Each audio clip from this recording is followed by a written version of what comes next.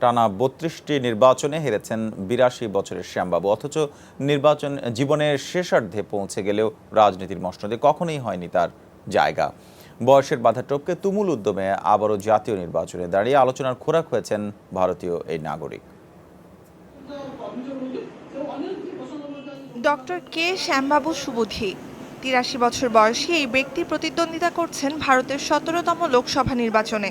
এবারই প্রথম নয়, সেই ১৯৬২ সাল থেকে নিয়মিত সাধারণ নির্বাচনে লড়ছেন তিনি। পূর্বাঞ্চলীয় রাজ্য ওড়িশার বাসিন্দা শ্যামবাবু পেশায় চিকিৎসক।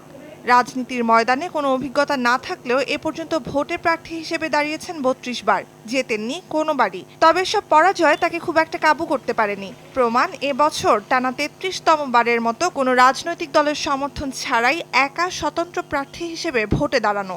হোল ইন্ডিয়া মে পুরো ভারতে আমি একমাত্র স্বতন্ত্র প্রার্থী। অন্যান্যরা যারা স্বতন্ত্রভাবে নির্বাচনে দাঁড়াচ্ছে তাদের কেউই প্রকৃত অর্থে স্বতন্ত্র নন।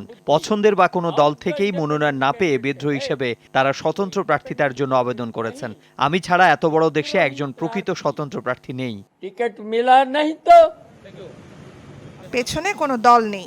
দুর্নীতি আর দেশের রাজনৈতিক হালচালে ভীষণ অসন্তুষ্ট বলে কোনো দলের সমর্থন পাবার চেষ্টাও করেননি কোনোদিন। তাই নিজ এলাকার নির্বাচনী প্রচারণা একাই চালান শ্যামবাবু।